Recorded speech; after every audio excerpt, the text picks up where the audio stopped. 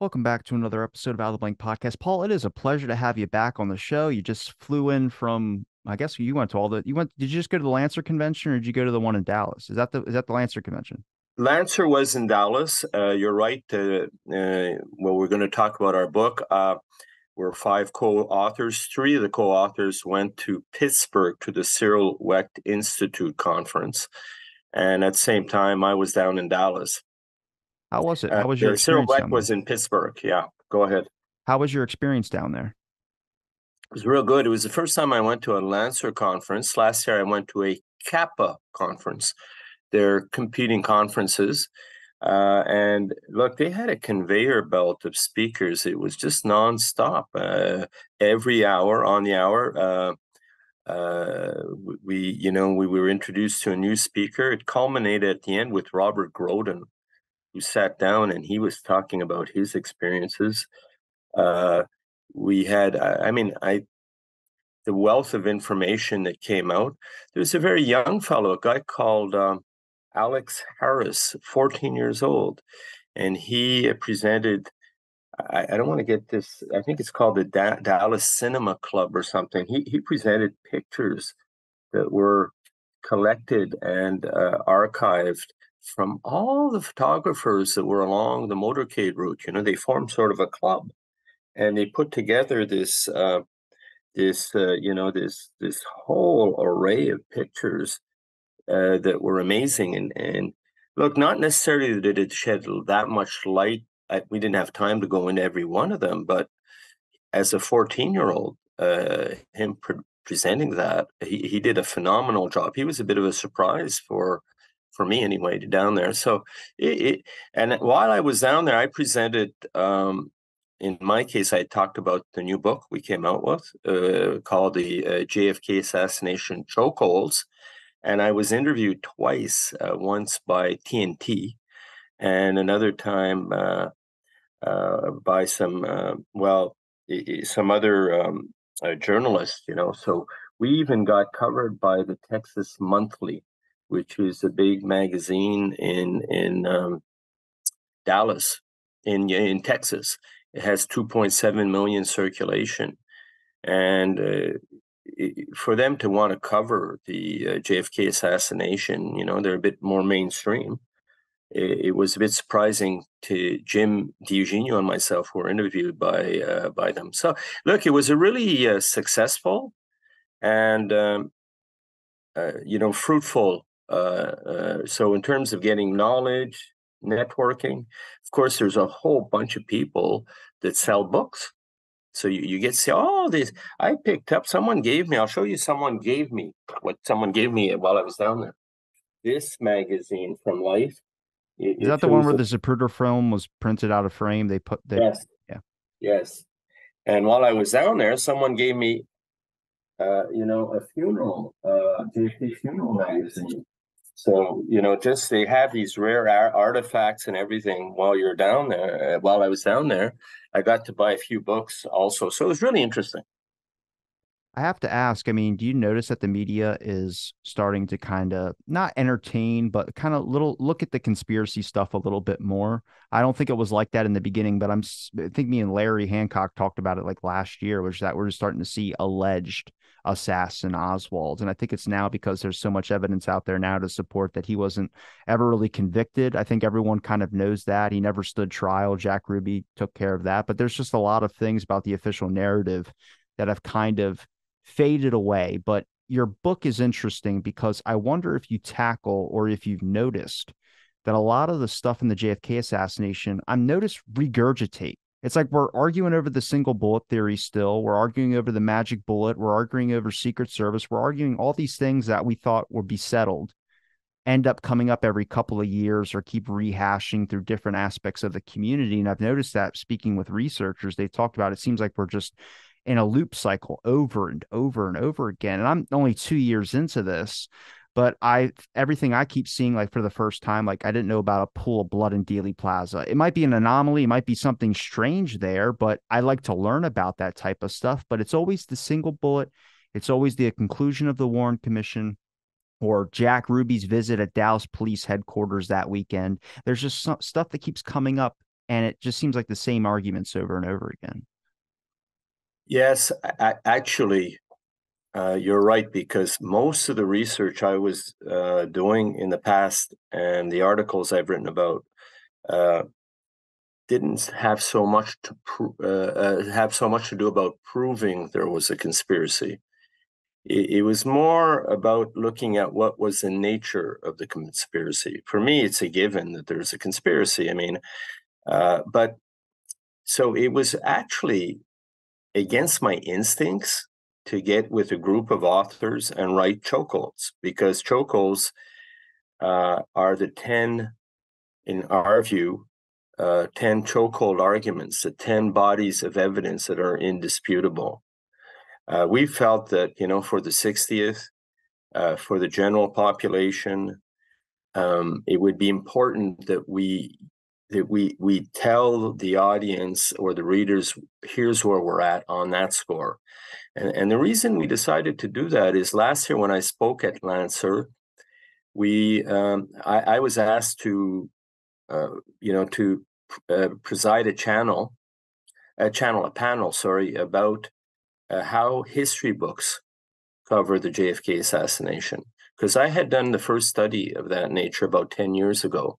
What's written in history books? You talk about, and Larry's right, you're seeing a little bit more openness from mainstream media, but in the history books, because I'm, as you know, a teacher, I do have experience in private business, and I'm an entrepreneur also. But when I looked at what was being told to history students, high school students, and young captive audiences, they were being parroted in history books, the Warren Commission version of things, and obviously that's ridiculous because there were 5 investigations that followed the Warren Commission, and yet the key source for teachers is still the 1964 repudiated report by the Warren Commission.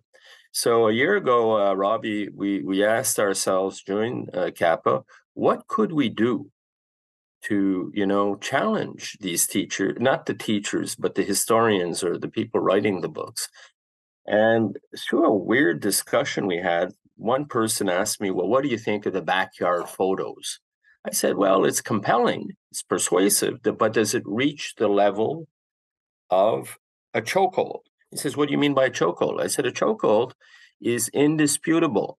Malcolm Blunt, the famous British researcher, used that term when he described how Oswald's file was being administered by the CIA. Okay, so Malcolm Blunt was able to discover that the way Oswald's file was handled by the CIA when he defected, quote unquote, to Russia, right? He said, no, they didn't do what you would normally do with a defector, because normally when you would defect, there'd be a 201 file open on the spot. And, if you defected to Russia, the files would go to the Soviet Russia division of the CIA. But that wasn't happening with the Oswald file. What happened was that they didn't open a 201 file and then all the files went to the Office of Security. What was happening there is the Oswald was sort of like a marked card. In other words, when he went to Russia, they knew he was a good juror for the Russians because he had worked on a U-2 spy plane base. So the Russians would have interest in that. They hated the U-2 plane with a passion. And the idea was to see who would look into that file. They were hoping to flush out a mole, according to John Newman, in the U.S. So that's basically what was going on there. Anyway, Malcolm Blunt said that to him was a chokehold. And I asked Jim DiEugenio, we were sitting down, I said, you agree that that's a chokehold? He says, most definitely. So the people at the table said, well, what are the other chokeholds? And, that's where we got into, well, Oswald was impersonated so often before the assassination, including in Mexico City. That to me is a chokehold. Why would a 24-year-old, who's supposedly a drifter, a lone nut, okay, be impersonated. And in the book, we show up to 20 times. How do you explain that, including the most famous time in Mexico City, right? Because when he's in Mexico City, even Hoover is telling LBJ, we have this Oswald character on tape, in cahoots with Russian agents. But the problem is the voice on the tape isn't Oswald's. He's telling that to Hoover. There are transcripts of that. So we describe 20 cases of impersonation in the book. That's a chokehold. And then, you talked about Jack Ruby. We'll get into that a little later, but Jack Ruby, I think we clearly show that he was on a mission to gag the key witness, to seal his lips forever. And that, I think, is clear. Even the HSCA, says, hey, he received assistance to get down to the basement. He didn't do that on his own. And he does have mafia ties. So what more do you need? So anyway, that's why Chokeholds was written, and it was written over a year by 5 of us, with the idea to say, okay, let's put all the hazy stuff aside. I find Prayer Man compelling, but is it something I'd bring to a jury? Is it something I'd bring to court? Maybe not at this point. Bart Kemp is doing a heck of a good job on that whole incident of Prayer Man, which is a fuzzy photo of Oswald in the doorway during the motorcade. So that would be his alibi, but it's not proven. But he's done a heck of a lot of good work to say, hey, the odds are pretty good. But it doesn't reach for us at this point the chokehold level. So that was the concept of chokeholds, and I wrote it with Jim. Jim DiEugenio was one of the premier, researchers in the whole field, and 3 attorneys. And I can get into that, why that was important in itself. So I don't know if that answers your question. But here's the thing: what you did bring up, that the media is more open to it. We saw that with the Paul Landis story, the Secret Service guy who says he put. Well, I'm not saying I necessarily believe him or anything. You saw my face kind of wince. I noticed you No, should. no, no. We haven't even said that we. I haven't read his book. I didn't hear him in Pittsburgh, so I can't even really comment on it. But what was interesting to us is, wait a minute, he's not being just chucked aside by the mainstream media. He's being received in a different way. Same thing as when the deadline went for releasing the files. Biden and Trump are breaking the law by not releasing the declassified files. They're not allowed to do that, and that was panned by mainstream media. So yeah, you're right about that. What do you find? I mean, if we stick to something like the Warren Commission, I wouldn't consider, I mean, I would consider, I guess, a chokehold under your circumstances. I think if you look at the conclusion of the Warren Commission, if you look right on the National Archives website, it says, by the summary of the findings of the commission on the basis that Oswald was the lone assassin, they have enough evidence to support that. And I go, well, it's right in their title. They didn't even look for a conspiracy. I mean, how do you eliminate within 48 hours the possibility of a getaway driver? But they did that. They immediately assumed his guilt. So they didn't look for any other evidence of an outside thing. That's in there. Like their regular page report does not match their volumes. There's a lot of errors. I mean, interviewing witnesses in Dealey Plaza. Well, if you look at the people they interviewed, was it Margaret Oswald, Ruth Payne? They weren't in Dealey Plaza. Why would they even matter? But it just looks good when you have a bunch of names listed off, and who's going to want to read it anyway, to quote Alan Dulles. So I think, the Warren Commission, to me, I mean, what would you consider if you were going to point someone at the Warren Commission? Just like real simple, this is something that's wrong. This is something that doesn't make sense. Oh, well, we put a big, juicy quote in there. It's on page, I don't know if it's page 19 of the Warren Commission. I could find you that quote, but look, it says something to the effect that while the commissioners didn't necessarily agree on which bullet caused which damage to JFK and Connolly, right? They do agree that that the shots or that the shots came from the Texas School Book Depository, and they said they based their disagreement on what Connolly had to say and other factors. In that, if you read that one statement in there, what it means is we know, that Boggs, Russell, and Cooper were dissenting commissioners about the single bullet theory. They didn't believe it. And what they're saying, in fact, is completely contradictory because what it means is, well, while they don't agree on the single bullet theory, they do agree that the shots came from, the sixth floor. The problem with that is if you don't have the single bullet theory, you have a fourth shot automatically, because then you can't explain the Tague injury and the 7 injuries caused by the single bullet and then the headshot. You need another bullet. Okay, so, and even the Warren Commission says that Oswald could have only fired 3 shots at the very most. So you have, that one statement there makes the Warren Commission collapse. And that's in the book. I could send you that quote, or I can even find it for you if you want. It's not far away, but it's an amazing admission. But the big thing is what happened after. I mean, look, first of all, the Warren Commission then bases a lot of its stuff on the worst autopsy ever performed in America, in an American criminal investigation. I mean, you don't dissect the wounds. You don't dissect. They say that there's a wound that goes from the lower back, or the back, not the back, lower back, but the upper back through to the neck. Okay, well, where's the trajectory analysis? It wasn't done. And it wasn't done in the brain either for the front shot.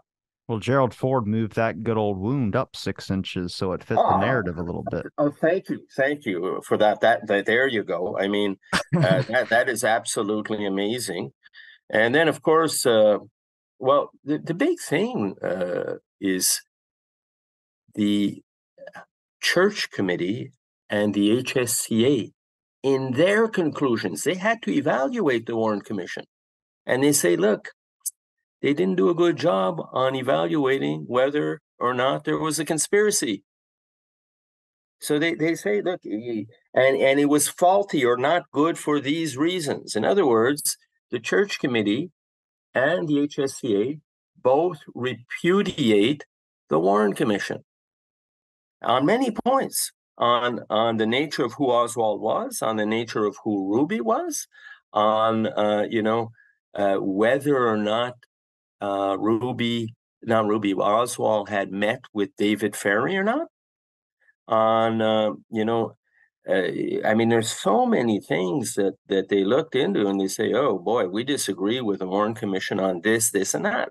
And that's what makes the history books referral to the Warren Commission rather than the subsequent investigations that were more complete, that lasted longer, that had access to all the information the Warren Commission had and more. And they come at these investigations come up with a very different conclusions than the Warren Commission, and yet the history teacher or book writer is frozen in 1964, and he breaks the American Historical Association code, which says the code of conduct, which says you should evolve with new information as it comes in. And that's I would say the key about the Warren Commission this week on so many fronts, but it's completely, I mean, it's obsolete. Can I It is ask an obsolete report.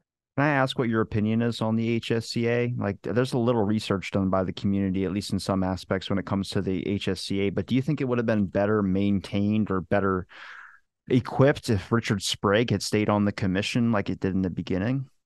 Oh, definitely. Definitely. They were running a real investigation. Gaetan Fonzi was making, real headway in Miami and discovering all sorts of relations within the Cuban exile community and, JM Wave, the JM Wave station. And he was on to David Atlee Phillips, who I think is one of the people who, was in on making Oswald look like an FPCC linked communist, Castro sympathizer. Anyway, you're right. Richard Sprague comes in and they're making headway, he and Robert Tannenbaum, and they get bumped out. Now, what does Blakey do? He realigns the whole investigation for it to become more of a mafia based. Well, his background is the RICO stuff. So, I mean, that was just going to happen. That happened, and he put his trust into the CIA. And however, I have to say that years later, when Jefferson Morley pointed out to him, hey, you know that guy who was the liaison between the CIA and your committee, George Joanides? He says, what about him? I said, did you know that he was running the DRE? He says, no way. I mean, I'm paraphrasing here, but Blakey was shocked because, and it later brought him to say that he felt that he was betrayed by the CIA, and he no longer, commits to the idea that the CIA wasn't involved or whatnot. So yeah, it would have gone so much further. But look, despite that, they repudiated the Warren Commission. They described relationships with Oswald and David Ferry and others that could have matured into a conspiracy. They believed the Sylvia audio incident, which was a very troubling incident. They believed that the Lincoln incident, where Oswald was seen with David Ferry and quite possibly Clay Shaw, occurred. They also shed light on Jack Ruby's relations with the mafia. So, they did. The other problem with them, though, is a lot of the great work they had was classified. For instance, the Cybert O'Neill report by the FBI, that they kept that classified. And unfortunately, that was a report because Cybert and O'Neill were FBI officers who were at the autopsy, and they took notes, and they pointed out exactly where the back wound was, and they provided an opinion to say that back wound, was much too low to cause the wound that came out the front of from the front of the neck. So they hid quite a few of those things. The other big lie by the HSCA, by the way, the big lie that they're responsible for, is they made this boulder dash claim that the Bethesda doctor personnel witnessed different wounds in the back of Kennedy's head, that, they claimed that the witness testimony there was different from what the Parkland doctors saw, because the Parkland doctors, many of them described an exit wound in the back of the head. So when the ARB came around and started showing the diagrams and the depositions of the Bethesda personnel, said, wait a minute, it isn't different. They're describing a major defect in the back. And that, the last straw on that Bugliosi had to attack was, well, if you're going to look at witness testimony, I prefer photographic evidence, because there is a photo where you see Kennedy's scalp intact. Yeah. That's been explained. You know who's holding up the scalp? Boswell. Boswell's holding it up. And he even says, I'm holding it up here. But underneath there's a major defect. So, that last straw to try and explain the back of the head wound, the exit wound in the back of the head by Bugliosi is now completely destroyed. So yeah, you're absolutely right. Had Sprague and Tannenbaum, they were formidable, and they were going to run it like a real investigation, and they had a track record, right, as lawyers, going after corruption. I think Sprague was Philadelphia, and Tannenbaum was where, New York. They both were, they would never lose a case. But they went up against, a very, very formidable, just like Garrison. Garrison was up against too much. So were Sprague and Tannenbaum. So yeah, you're right. What are your thoughts on Burt Griffin when he put in Jack Ruby's telephone records, yet he still believes that Oswald acted alone. He believes no conspiracy, even though he showed that there was obviously some uptick of phone calls from Jack Ruby to various different skeptical figures, I'd say. I have, in our book and in articles I've written, quotes from Burt Griffin. You can hear him if you go and look at one of our links.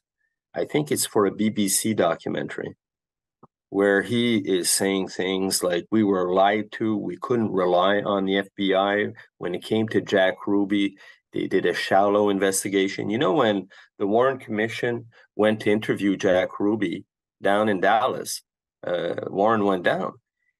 Griffin and who was the other one? Griffin and O'Neill? Blakey? Oh, Sorry? O'Neill? Blakey? No, there are two who were assigned to look into Ruby. Griffin was one. I know Stern. Burt Griffin, and anyway, it doesn't matter. It's in our book. The point is they weren't even allowed to attend that meeting. They didn't attend that meeting, and they absolutely felt that there were possible relations between Ruby and the Cuban exiles that could have linked him to Oswald, because both had links to Cuban exiles, including Ruby. So, what they say right now, I'll tell you, I wish I had been in front of him, because I know he spoke publicly recently, and I would say, well, didn't you say this at one point? I have some, and he basically says, we were lied to about Ruby by the FBI. So if you're lied to by the chief investigative arm that's giving you all your information, and you're on the Warren Commission, and you're reliant upon them to get that information. The other thing too, where he would have major trouble, is that the HSCA concluded that Ruby likely was in Cuba meeting with Traficante while Traficante was in prison. Now, why is that important for your audience? Right? Traficante was one of the leading mobsters in the US at the time. He had run casinos and the heroin crimes and dealings from Cuba. He was providing Cuba and US with heroin. And he was one of the mobsters approached by the CIA to try and assassinate Castro. So, you have and then when you look at people of interest in Oswald's world, like Eladio del Valle or Bernard Barker, these are Cuban exiles. Well, they all had strong links with Traficante when he was in Cuba. Okay, so I'm sorry, the HSCA and other other investigators don't see in Jack Ruby someone who is another lone nut, right? They see in him as someone who had mafia ties. And you're absolutely right. The HSCA investigated his phone calls during the months. And I have a chart in the book that shows how much they went up before he, Like the assassination. 110%, Oh, 110% it went up. it was just incredible. And it doesn't include his personal meetings. He was talking to hitmen, and he was talking to. So if you look at the HSCA conclusions on Ruby, that's one area where Blakey didn't mince words. And he said, "Oh no, no, no! I'm convinced that Ruby had something to do with the assassination and the removal of Oswald." I mean, words to that effect. Why do you think do you believe that he did go to Havana? I mean, I think it's proven that he did go to Havana, but it's weird how they didn't accept the statements from the what's it Hudson, the British investigative journalist that was there, and also Louis McWillie, a mob figure Traficante, or Lauren Hall that were also there as well too, locked up in Castro's prison. But they'll accept the statements like the Warren Commission will when it comes to Karen Carlin and the Western Union stuff with the money. They accept her over, Seth Cantor, who is what, a White House reporter that said he saw Ruby at Parkland Hospital and saw Ruby at the Dallas headquarters. Oh, yeah. The Warren again, the HSCA, because what you said there, right, is that before he killed Oswald, he was stalking him, right? Because there were at least 4 or 5 occasions where he was seen in spots that should have been unattainable in the Dallas Police Department building. There's just no way. Like, you've just had the worst security in the world in trying to protect the president, with the open windows and you name it. And then now you have the worst security in the world in terms of protecting his alleged assassin. I mean, twice in a row there. Give me a break. So you're absolutely right that he was talking. And the thing is Seth Cantor, who wrote a great book about Jack Ruby and who was a well-known journalist, I think, in Dallas. White House reporter. White House reporter. Oh, good. Thank you. So he said, hey, you know what? I saw Jack Ruby at Parkland Hospital when Kennedy was taken there. And the Warren Commission dismissed it. But the HSCA said, no, I think he was likely right. So that was a different conclusion. The point being is you had a stalker, right, in Ruby, who was brought in and because Oswald didn't die, I think Oswald was meant to have been killed in the Texas theater where he was arrested. But he's being questioned there for 12 hours. And think of this, there's no stenographer. There's no tape. Bart Camp just wrote a book on here. He pieced together what he likely said. And because he was able to find Hostie's notes, one of the people, FBI agent Hostie's, was part of the interrogation. I think he arrived 15 minutes after the interrogations of Oswald began when he was arrested on that Friday. And his notes reveal Oswald's alibi. Hey, Oswald, what did he say? He says, no, I was on the first floor having my lunch. I went to the second floor to get a Coke. I came back. I was with 2, I think he called them Negro co-workers, and he gave the name of one, something Juniors, I forget, and the other one, I don't know his name, okay? And then he says, later on, I went to see I went out to see the parade. Okay, so that's why you have a further link to Prayer Man. Okay, because he basically says that's what he did, right? Well, it confirms what Jesse Curry said later to John Mancino when he interviewed him. John Mancino asked Jesse Curry if he ever had doubts about Oswald being the assassin. And when I was talking to John Mancino, Jesse Curry had told John to shut the tape recorder off.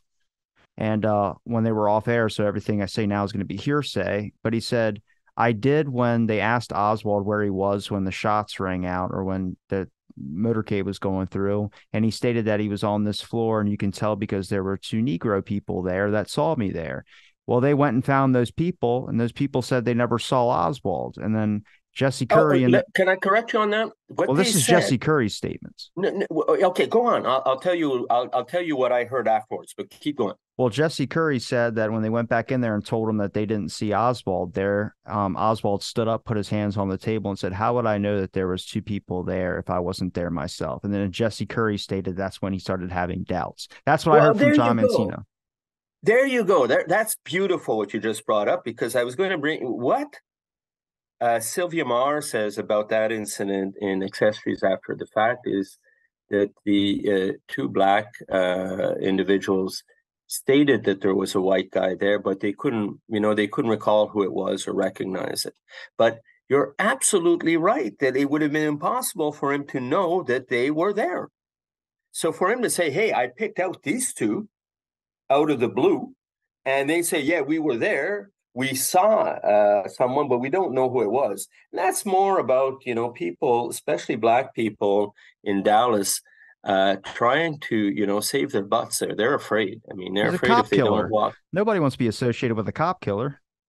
Oh yeah, they don't want they want to walk the line. They're going to throw us in jail. They're going to do something to us if we don't say what they want us to say. So yeah, that is an extremely important point in the alibi, and I can't stress it enough. And I'm glad you brought it up. The fact that he said identified two people who admitted. Now, out of the dozens and dozens of people that work in the Texas School Book Depository, how could you identify the two people who say they happen to have been there? In the on the first floor, eating their lunches. So but the only difference I have, maybe you're right in front of Curry, but what I read is that they actually said, well, there was someone there, but refused to identify Oswald. They didn't identify who it was, but moot point. You're right.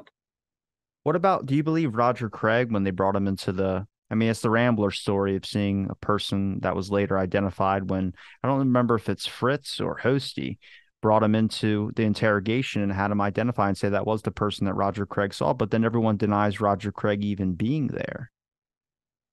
Well, I tend to believe Roger Craig, and I'll tell you why. I have come about it in a different way. Is first off, that Rambler was seen by two or three other people, and there's even a photograph of it. Okay, the Rambler. You can't see really who's in it, but it was there. So there's no denying that. The second thing is there were multiple sightings of the Rambler and what he described as someone running to it. The other element in the Rambler, he describes a driver as Latino with massive shoulders. Okay, massive shoulders, and he has certain descriptions. Go and look at them. Are you going to say Morales? Don't you say Morales on me. No, I don't know who it Okay. is, but I wrote an article called Oswald's Escort. Oswald's Escort is the multiple sightings of Oswald and a short, stocky Latino. Sylvia Audio describes this person. Perry Russo describes this person.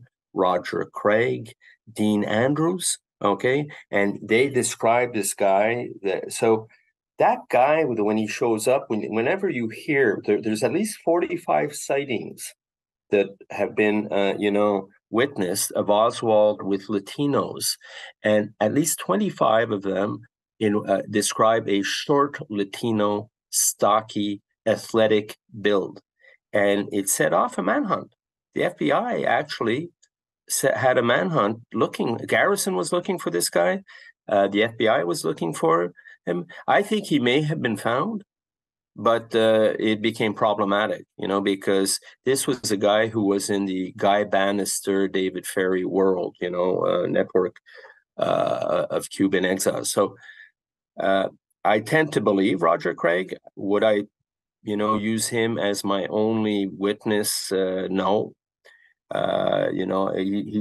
What he saw on his own doesn't constitute a chokehold, but there is some corroboration to what he has to say. What about the multiple investigations you mentioned earlier? Do you think any of them really had an attempt or were successful in doing anything? I mean, they added some details that are different than the Warren Commission, like we mentioned with the HSCA, but everything has been put together by people that either had some type of establishment with military or they weren't given the full evidence of the scenarios, whether it's the Rockefeller Commission, which was later changed up and suppressed by Gerald Ford, and that is admitted to in the history books. He was not ever going to have that go out there. He even talked about it because it was exposing CIA activities. And the thing the Rockefeller Commission investigated was if there was any members of the CIA in Dealey Plaza, which, if you talk about the Knoll agent or the Secret Service alleged on the Knoll, I mean, Nancy Whiteford's done great work on this, or she told me about it, which was that the CIA was printing up passes for the Secret Service.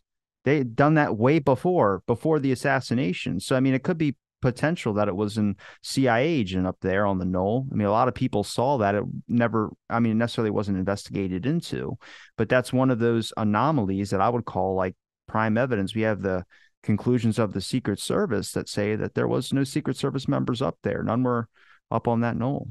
Yeah, yeah. Hey, by the way, congratulations, because I'm seeing a heck of a lot of interesting knowledge you've acquired in just a short 2 years, and it's amazing.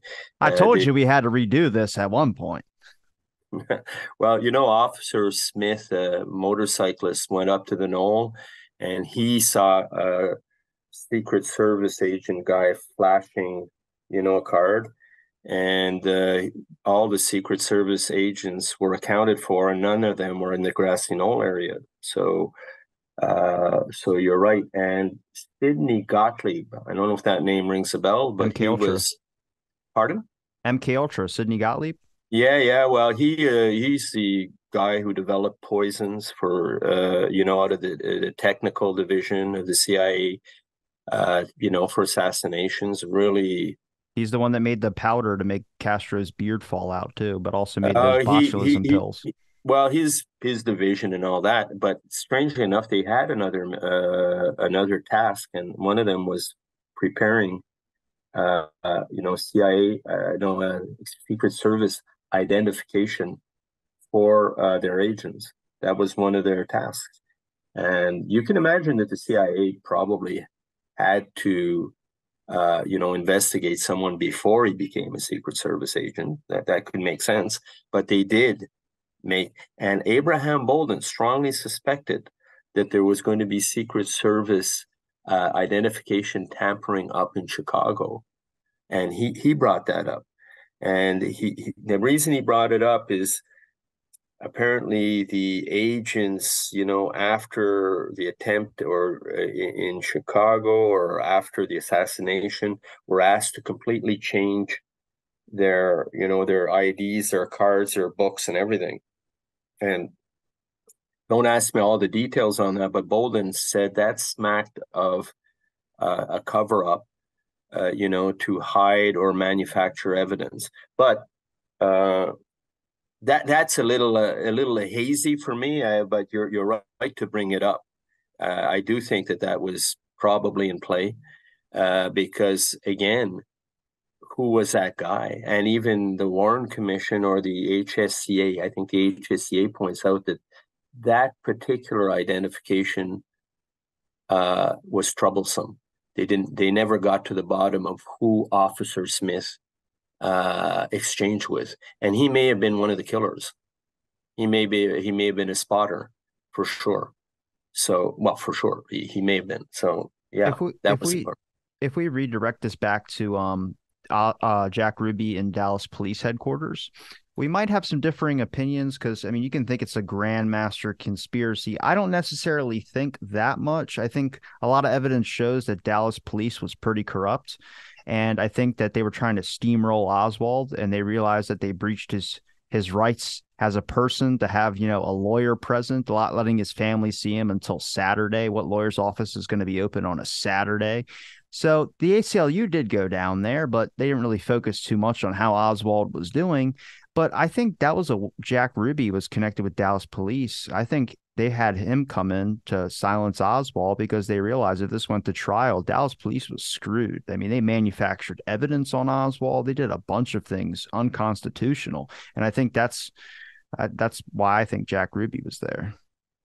I think you're right. I think the order probably came from another mafioso who, was connected to the plotters.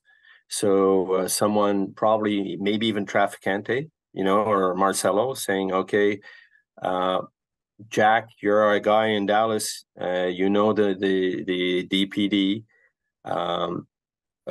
You're going to take out Oswald.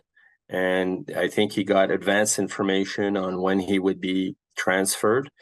Uh, Keep in mind that there was a call that came in the night before saying, we're going to kill your guy.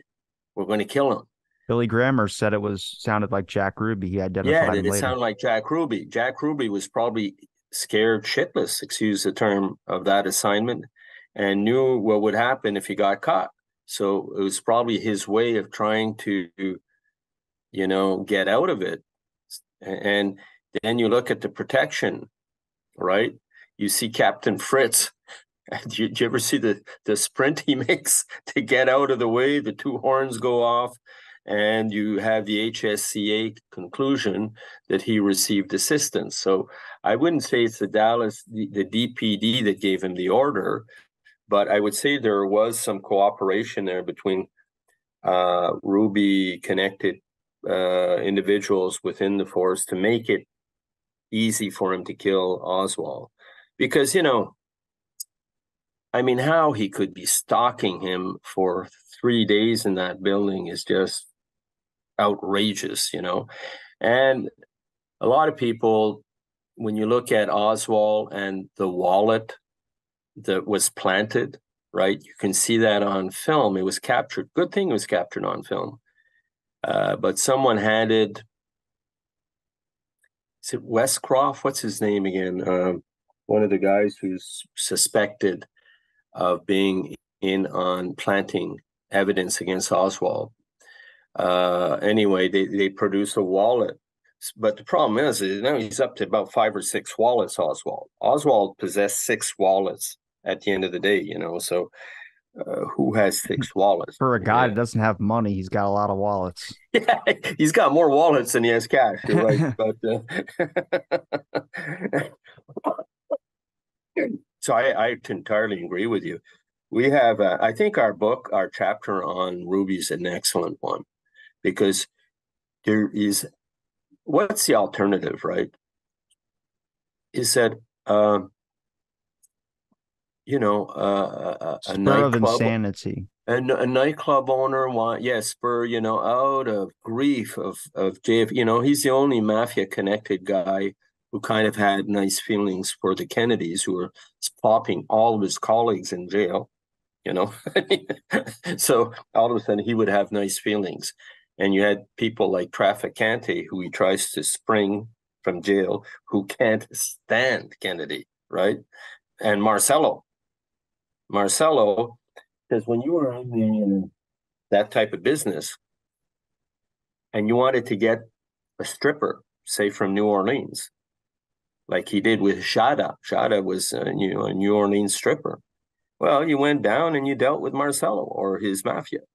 And you say, okay, well, so that wasn't a line of business, that was made for the Better Business Bureau type of gentleman.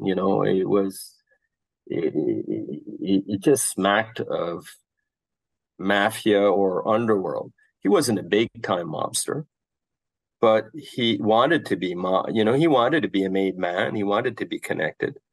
And he was doing everything. That's why he went to try and spring Trafficante from a Cuba jail, is to be in with the big guys. And that's, his friend Louis McWillie worked for Trafficante. So What I mean, out of working with the other authors and creating this book, I mean, what are you hoping that you can get the younger generation on board? I mean, did you see, besides the 14-year-old that was at the Lancer conference, I mean, have you seen? I'm trying my best to get my friends interested in it, but it's just so distant for everybody. If it's not like this week or last week, they don't care. well, here's a bit of positive. Quebec City has been phenomenal. Let me explain to you why. When I was in at Lancer, uh, I think the thing that I said that touched a hot button for everyone, I said, we're all doing great presentations and there's 250 people here, but we're preaching to the already converted. I said, how do we get the message that's going around in this room out in this city here, outside these walls? And the solution is marketing. Now, in our group, we have people that are marketing savvy. Myself, I used to own an advertising agency. So when Oliver Stone came to Quebec City, we packed venues, and it wasn't JFK researchers. It was history students. It was cinema buffs. It was where people just like you and me, well, not like you and me, but like people say, "Hey, what is it about this murder? Who done it of the last century?" And look, we had one venue that attracted 600 people. We had another venue. We showed the documentary, 250 crack, and Oliver Stone took questions after showing the documentary. And the people in Quebec were just going crazy. This year, we sent out a press release about the book. And I've been interviewed at least 6 or 7 times with, local newspapers, um, radio stations, and so on and so forth. Yesterday, I'll send you a link because, I was interviewed on the radio and they began the show with a song from the Byrds about JFK. I had never heard it. Beautiful song. He was a friend of mine. I don't know. I'll send you a link to that, Robbie. He It's a was a friend beautiful. of mine, is Lee Harvey Oswald. Well, he was talking about JFK in the Bird song, but Huh. I'll send you. Do you imagine that? I'm I in was an interview. cranking the Lee Harvey Oswald song this morning because when we're recording this, it's the anniversary of his death too.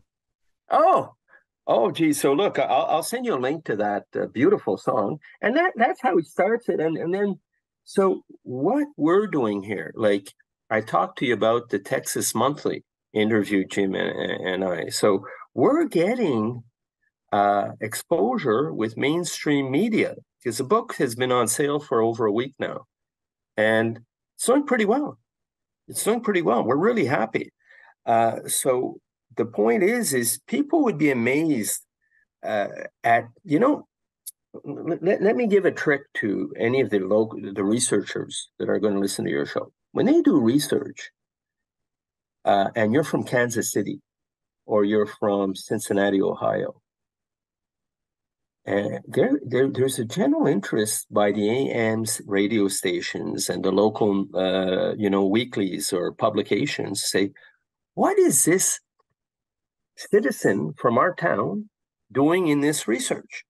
Why does he have this interest? So there was an awful lot of interest in Oliver Stone, but now there's interest in Paul Bleau. What is this Quebec City guy doing in these documentaries, writing a book and this and that? So I have CBC Radio, which is our national radio station, that has taken contact with our PR person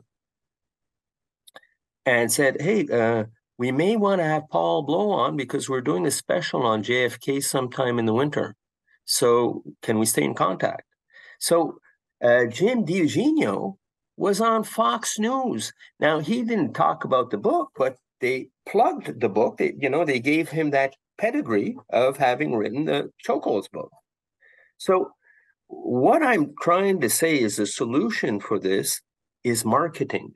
And that includes talking to people like you, talking on podcasts, going to conferences, but every now and then send out that press release and send it to some of these authors. Because AM radio, for instance, or talk radio, is going to give you a much more sympathetic ear than maybe CNN would, So, and the beauty is the percentage of people now that believe in a conspiracy has ticked back up to around 65% in that latest polls. So I think that the timing is pretty good, and that if people were a little bit more marketing savvy in terms of getting the information out, they would do we would do better. We would do a lot better. I have nothing against the conferences. They're really useful. But how do you get the conference to go a little bit more mainstream and reach more of the general population? That's what we have to think about. And there are marketing solutions there, like social media, public relations, finding it's amazing. We just sent out a press release on the wire, and it went out to all the media saying, hey, a group of 5 people have written a new book. You'd be surprised. It's been picked up in Italy. It's been picked up in Japan. We're selling books all around the world right now. I'm not saying that it's in the thousands and thousands every week, but we're off to a hot start. And as we're getting visible, just going on your show there, we can see an uptick in the sales. Like whenever we do a podcast, and so that's what I would say. And boy, make sure don't underestimate the power of just sending something and getting it. People follow. Like we started a Facebook page. Okay, for your audience, if you go on our website, we have a website called JFK Assassinations.com. That way you can find out about the book. But then you click follow us on Facebook. You should go there, Robbie. Go and follow us because I have all the pictures of the people I met at Lancer. And I have pictures of Jim and the gang in Pittsburgh, and I have all sorts of information. So the solution is marketing. And I think with time, it's going to happen. One thing we should do, Robbie, is find our voices to object to the departments of education about what's written in history books. I mean, that there's nothing better than a parent saying, I don't like what you're teaching my kid. You're relying on the Warren Commission, but that's obsolete. And it's no longer really the official government position. It's not just the kids, though. It's the whole academic community. The issue is that the assassination is so toxic, it's so controversial that you can't, no academic wants to touch it. When they start teaching about Kennedy, they gloss over some of the things and skip right over either to the Vietnam War and then go right into Johnson, because everything always leads back to questions about the assassination. Monica Wisak, me and her talked about this on the show, is that academics have really kind of missed out on the JFK, anything historical about what he actually was trying to do or was doing. It's because everything always leads back to the assassination. If you go to the Vietnam question, was he pulling out of Vietnam or was he staying in Vietnam? Another, what I call a stranglehold, when he gets stuck in, you can't get out of. But it's one of these questions where it leads into what ifs, but it ends up boiling back to the Kennedy assassination. Well, what happened if he would have lived? What would he have done? Well, let's get into his assassination. Nobody wants to touch it because it's so controversial. So it's about cleaning that up for people as well, too. It wasn't easy for me to look up information and reach out to researchers. I didn't know who was lone nut or conspiracy. And, the community is open in some sense, but also there's a divide because everyone wants mob or military industrial complex or something of that sort. And it's real simple. If we all believe conspiracy, the best thing we can do is get the public in on the discussion. Oh, you're right. And it's an important point because if you look at what happened in terms of confidence in the American government and media, when did it start plummeting?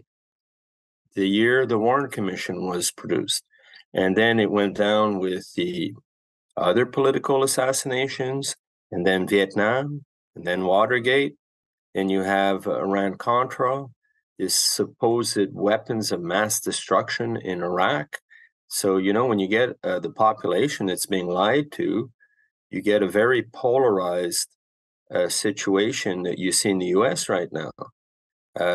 You have people who are being told. I don't want to get political, but you're being told that one of the candidates is corrupt and and this and that, and then you have the population saying, "Well, I don't care. We don't believe you. We just don't believe you. We've had enough. We want to change, right? Because we've been going from Democrat to Republican, but it's the same people determining the agenda no matter what.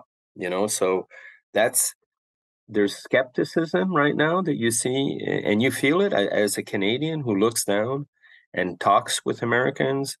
I try to understand both sides of, and I come across, I say, oh boy, people are angry, people are frustrated, and they don't, no matter what, like for certain people, no matter what Fox says, they won't believe it. For other people, no matter what CNN says, they don't believe it because they're just mouthpieces in their opinions, right? So that's where I think, you won't get a discussion like we're having, right? On most of the mainstream stations. You're not going to get something that's, where we actually talk about, and where sometimes we'll just have to say we don't know, we're not sure, we don't have all the answers, but certain things look suspicious, or so. I think if you take all the podcasts and line them up, you guys are doing a tremendous service, and it will take a while, but I think the cream will rise to the surface at one point. Good, Paul. I really appreciate the time you gave me to talk on my show. Is there a place where people can find your links to your book and any other links you'd like to promote? You mentioned a Facebook page, but do you have any other social media platforms? Okay, so if you go to jfkassassination.com, you will see you'll see all the information about the book. You'll know how to order it. You can get it right now on Amazon.com, Amazon.ca. You have We have Kindle format, we have paperback format, and we have hardcover. If And if you go on that website, at the bottom there'll be a direct link to our Facebook page. And if your audience wants to send us a question or a comment, we try and look at them every day and answer them. So, if people also, I'll tell you, something, a little something that's happening is, so far we're getting wonderful ratings on, not a ton of them. There's been, like, I think 7 ratings so far on Amazon. 6 of them are 5 on 5, and one guy gave us a 1. Okay, so if your readers do get the book and want to give a nice heartfelt comment, that's realistic. We're not looking for any free rides here, but we're really proud of this book. I'll tell you, Robbie, what's different with this one is, you take Jim and I, what we brought in terms of research, and we talked to people like Larry Hancock and some of the biggest researchers, and we really got, I think, the most up to date assessment of the situation up to today, because we're the most recent, and we even have things from the most recent releases that took place in August this year that are part of our book. Okay. But here's the thing: is the 3 attorneys, they kept badgering us with saying, "Hey, you haven't really reached a standard of proof yet that we would like to bring to a jury." So, when we'd write an article to prove that a chapter on to prove that Ruby was on a mission. Well, we had these 3 lawyers saying, "Okay, well, you're speculating here, or I need a source for this." Okay, so we have like 700 sources in that book, and it's all primary evidence. What do I mean by primary? It's from direct witnesses, it's depositions, it's filmed, it's not hearsay. So, uh, so I think if you go on that, you'll discover who the authors are. If you go on our website, you'll discover, a little bit more about the book. Again, you can buy that on Amazon.com, but it's also available through Barnes and Nobles and Apple Books, and it's available worldwide. Worldwide, you can buy this book in Australia. We're seeing sales in Italy, in you name it. So thank you so much. And, again, if they correspond with me, I'll be happy to answer their questions. Well, I'll make sure I link all that in the description. Paul, it's been a pleasure chatting with you again. And thanks everybody for listening to this episode of Out of the Blank. Stay tuned for next episode.